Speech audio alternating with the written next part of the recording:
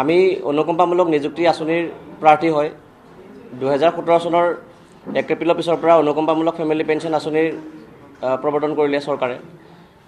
আমি যেহেতু আমি ৰৈ গ'লোঁ আমি নিযুক্তি প্ৰক্ৰিয়াৰ পৰা, গতিকে আমি মুখ্যমন্ত্ৰী ডাঙৰীয়াক কাটৰ অনুৰোধ জনাইছোঁ যাতে আমাৰ বিষয়টো তেওঁ হস্তক্ষেপ কৰে। মামা আপুনি প্লিজ আমাৰ বিষয়টো হস্তক্ষেপ কৰক সোনকালে। আমি বহুতো আপোনাক লগ কৰাৰ কাৰণে বহুত প্ৰয়াস কৰিছোঁ, বহুত ধৰণে আপোনাক সামাজিক মাধ্যমতে হওক বা আপোনাৰ সচিবালয়তে হওক, আপোনাৰ বিভাগত গৈ আমি স্মাৰকপত্ৰও প্ৰেৰণ কৰিছোঁ, আপোনাক ফেচবুকত হওক টুইটাৰত হওক আমি বিভিন্ন ধৰণে আমি আপোনাক এই বিষয়টো অৱগত কৰাৰ কাৰণে আমি বাৰম্বাৰ আমি প্ৰয়াস কৰি আহিছোঁ, কিন্তু আমি এতিয়ালৈকে মামা কোনো সুফল পোৱা নাই। গতিকে আমি গভীৰ অনিশ্চয়তাত ভুগিব লগা হৈছে মামা। আমাৰ বিষয়টো প্লিজ আপুনি একদম গুৰুত্ব সহকাৰে লৈ পেলাই আমাক যাতে এই নিযুক্তি প্ৰক্ৰিয়া যিহেতু শেষ হ'বৰ হৈছে, ফেব্ৰুৱাৰী মাহৰ ভিতৰতে আমাকো যাতে নিযুক্তিখিনি দিয়ে আমাৰ পৰিয়ালসমূহৰ যাতে আপুনি যাতে উদ্ধাৰ কৰে মামা। আপোনাক বহুত ৰিকুৱেষ্ট কৰিছোঁ তাৰ কাৰণে।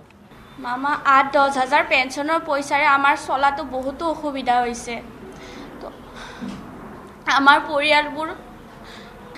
পৰিয়ালবোৰৰ মুখলৈ চাই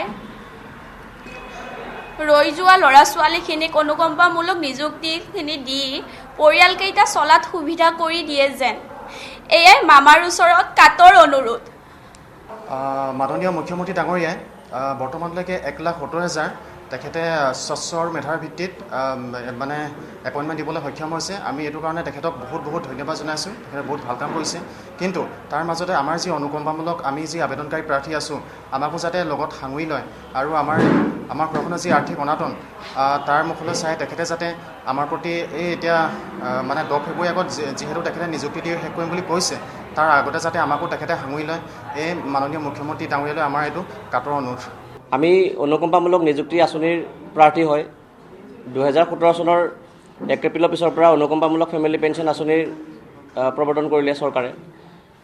আমি যেহেতু আমি ৰৈ গ'লোঁ আমি নিযুক্তি প্ৰক্ৰিয়াৰ পৰা, গতিকে আমি মুখ্যমন্ত্ৰী ডাঙৰীয়াক কাটৰ অনুৰোধ জনাইছোঁ যাতে আমাৰ বিষয়টো তেওঁ হস্তক্ষেপ কৰে। মামা আপুনি প্লিজ আমাৰ বিষয়টো হস্তক্ষেপ কৰক সোনকালে। আমি বহুতো আপোনাক লগ কৰাৰ কাৰণে বহুত প্ৰয়াস কৰিছোঁ, বহুত ধৰণে আপোনাক সামাজিক মাধ্যমতে হওক বা আপোনাৰ সচিবালয়তে হওক, আপোনাৰ বিভাগত গৈ আমি স্মাৰকপত্ৰও প্ৰেৰণ কৰিছোঁ, আপোনাক ফেচবুকত হওক টুইটাৰত হওক আমি বিভিন্ন ধৰণে আমি আপোনাক এই বিষয়টো অৱগত কৰাৰ কাৰণে আমি বাৰম্বাৰ আমি প্ৰয়াস কৰি আহিছোঁ, কিন্তু আমি এতিয়ালৈকে মামা কোনো সুফল পোৱা নাই। গতিকে আমি গভীৰ অনিশ্চয়তাত ভুগিব লগা হৈছে মামা। আমাৰ বিষয়টো প্লিজ আপুনি একদম গুৰুত্ব সহকাৰে লৈ পেলাই আমাক যাতে এই নিযুক্তি প্ৰক্ৰিয়া যিহেতু শেষ হ'বৰ হৈছে, ফেব্ৰুৱাৰী মাহৰ ভিতৰতে আমাকো যাতে নিযুক্তিখিনি দিয়ে আমাৰ পৰিয়ালসমূহৰ যাতে আপুনি যাতে উদ্ধাৰ কৰে মামা। আপোনাক বহুত ৰিকুৱেষ্ট কৰিছোঁ তাৰ কাৰণে। মামা 8-10 হাজাৰ পেঞ্চনৰ পইচাৰে আমাৰ চলাটো বহুতো অসুবিধা হৈছে। আমাৰ পৰিয়ালবোৰৰ মুখলৈ চাই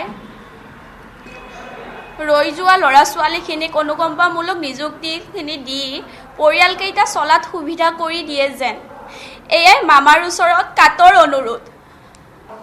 মাননীয় মুখ্যমন্ত্ৰী ডাঙৰীয়াই বৰ্তমানলৈকে 1,70,000 তেখেতে স্বচ্ছৰ মেধাৰ ভিত্তিত মানে এপইণ্টমেণ্ট দিবলৈ সক্ষম হৈছে। আমি এইটো কাৰণে তেখেতক বহুত ধন্যবাদ জনাইছোঁ, তেখেতে বহুত ভাল কাম কৰিছে।